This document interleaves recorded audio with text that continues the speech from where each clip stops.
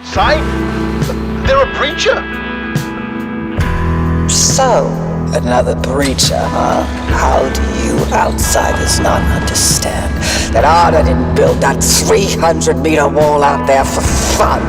We have to find you a way out. 30,000 feet above New York. I wish I could tell you what I saw.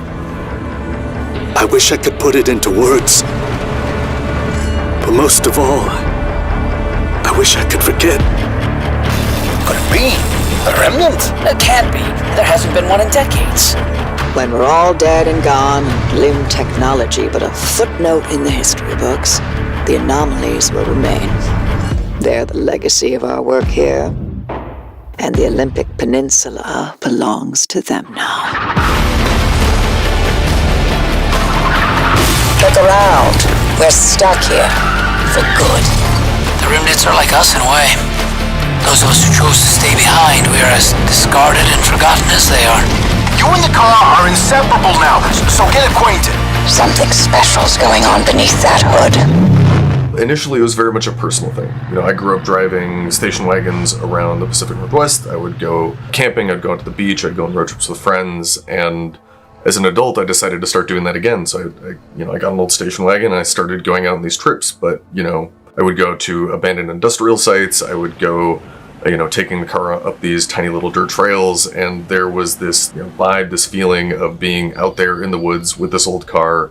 A very surreal experience. And that became, I think, the initial seed idea for the game. Pacific Drive is a run-based driving survival game. But when we started, we were very much just prototyping. We were getting the player into the car, having them drive around in the woods, and getting a feel of the space out there. What we quickly figured out is there's a lot of overlap between resource management and kind of plate juggling that you want in a good survival game, and taking care of a car, like making sure that you don't run out of gas and checking on your battery.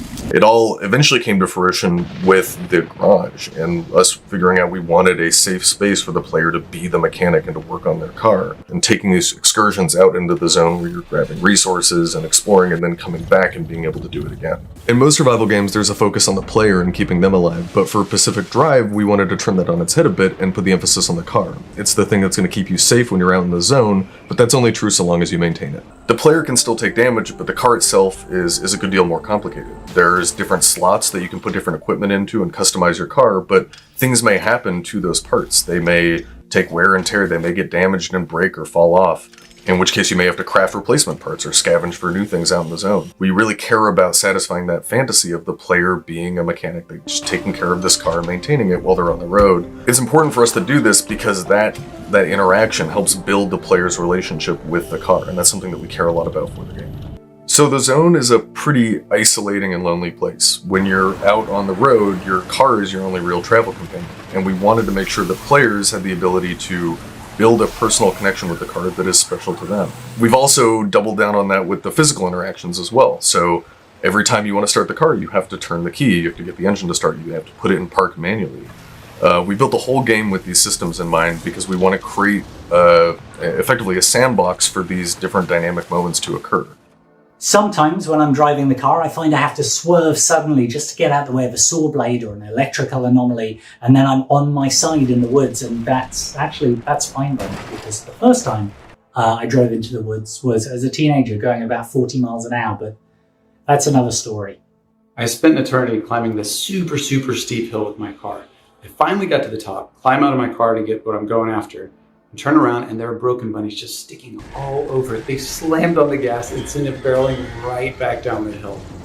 There was a time that I came around a corner and drifted too hard onto a cliff and rolled straight down the cliff and actually ran into a group of abductors, and one of them pulled me straight into the gateway, and I made a safe exit from there even though the storm was closing in.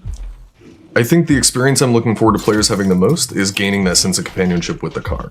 Sitting in the garage, looking at it, seeing all of these stories that have happened, the crazy escapes, the last-minute repair jobs, and really to feel like it's their car. I think that's going to be something really special.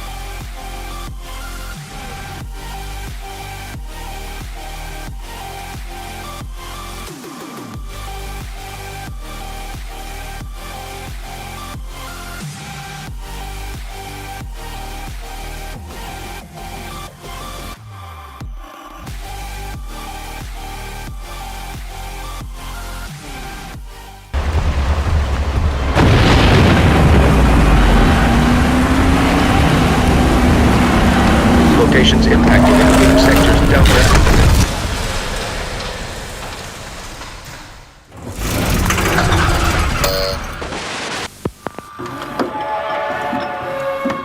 Field Research Training Module 1. While conducting your field research out in the Olympic exclusion zone, you may find conditions unkind to your personal transport unit. Steel and rubber in particular are extremely susceptible to zone conditions. In your toolkit, you have access to the basic equipment you need to maintain your transport. When out on the field, make sure to utilize all appropriate safety gear and equipment. ARDA does not condone petty theft. However, should you find yourself in a life-threatening situation, you may at times borrow from your surroundings.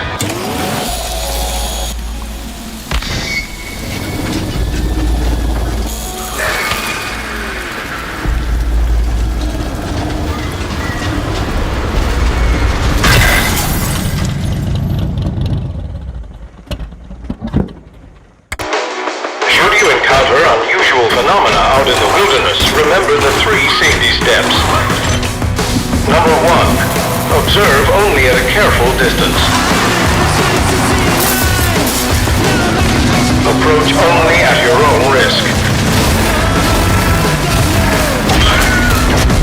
Number 2, do not attempt to contain or interact with the phenomena. Should you do so, immediately report your findings and follow appropriate decontamination procedures upon your return from the field. And number 3, leave them where you found them.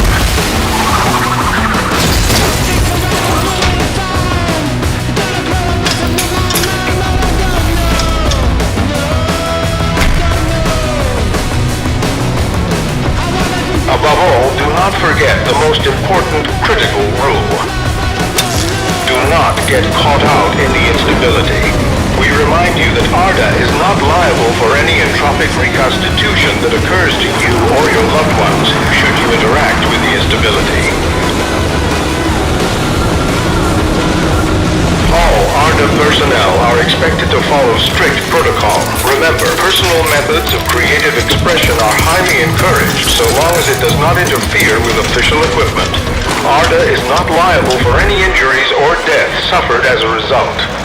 That's it for today's training. Happy trails and good luck.